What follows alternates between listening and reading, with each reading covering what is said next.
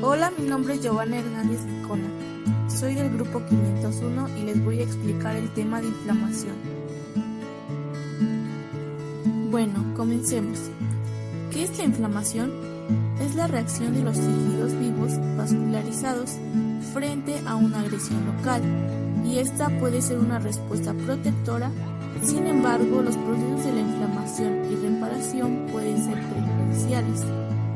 Es producida principalmente por infecciones, agentes físicos, sustancias químicas, tejido necrótico y reacciones inmunológicas.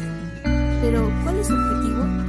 Principalmente es aislar el factor de agresión, destruir los microorganismos invasores y permitir una cicatrización y reparación. ¿Y dónde ocurre? Ocurre en el tejido conjuntivo vascularizado, que implica el plasma, también células circulantes como neutrófilos, monocitos, eosinófilos, linfocitos, basófilos y plaquetas. También los vasos sanguíneos, constituyentes celulares y extracelulares del tejido conjuntivo como mastocitos, fibroblastos, células grasa, células de pigmentación y linfocitos. ¿Sabías que Cornelius Celso describió los signos clásicos de la inflamación como es el calor, rubor, temor y dolor?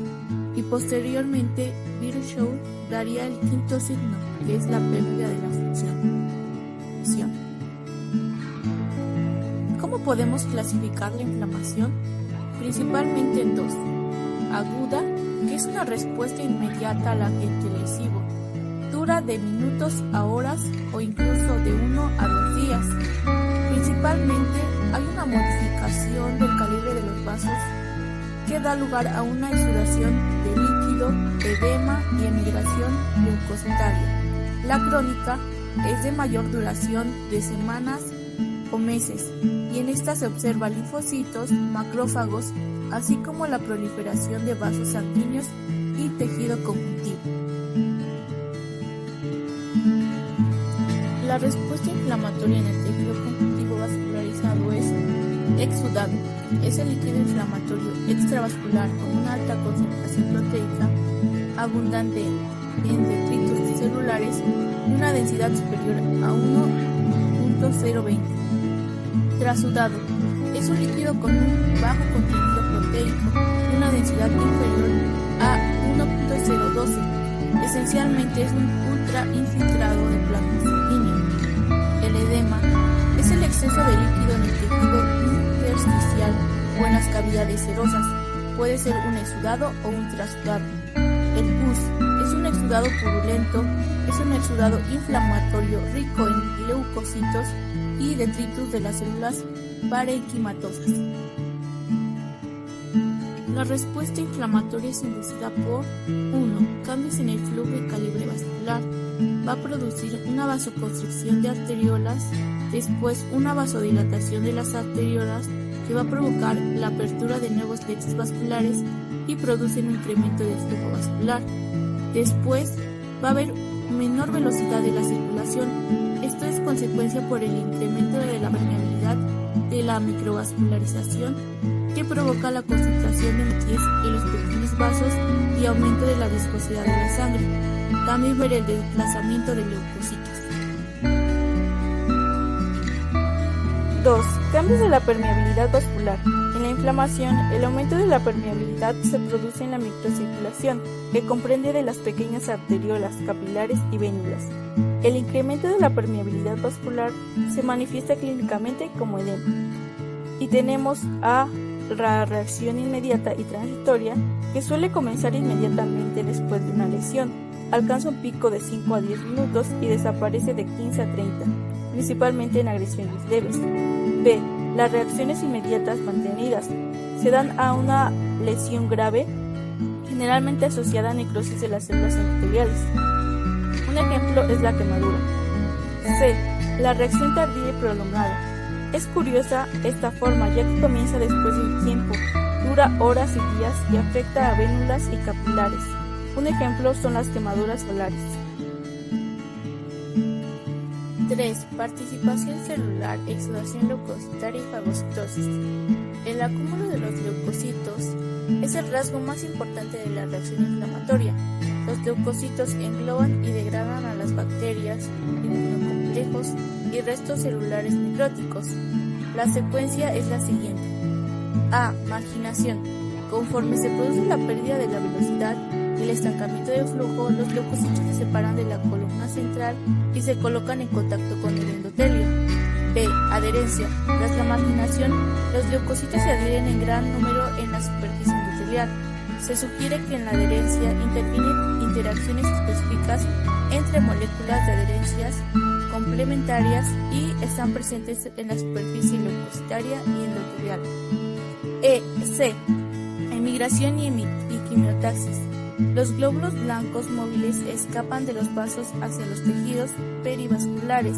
La quimiotaxis es la emigración unidireccional de las células hacia una tracción o locomoción orientada según un gradiente químico. D. Fagocitosis y desgranulación. La fagocitosis y la liberación de enzimas por los neutrófilos y macrófagos constituyen dos de los principales efectos beneficiosos de la acumulación de leucocitos en el foco de la inflamación.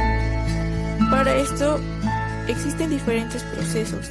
Primero está el reconocimiento y adherencia, la cual la mayoría de los microorganismos son reconocidos a través de las opsoninas o factores séricos.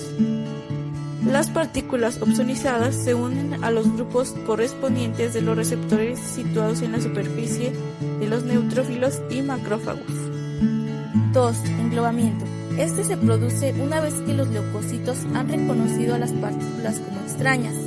Los pseudópodos rodean el objeto a englobar hasta que queden enclaustrados dentro de su fagosoma, formado por la membrana de la célula, que a su vez se une a un lisosoma, quien descarga sus enzimas. 3. Destrucción o degradación.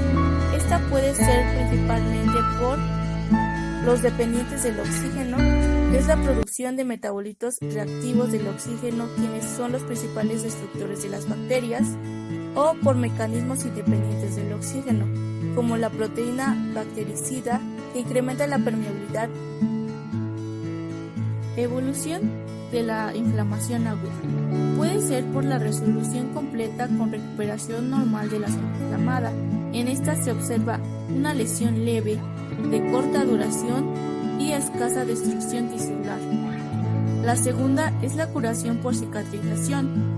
Ocurre cuando hay un daño en un tejido que no se regenera y hay una abundante fibrina.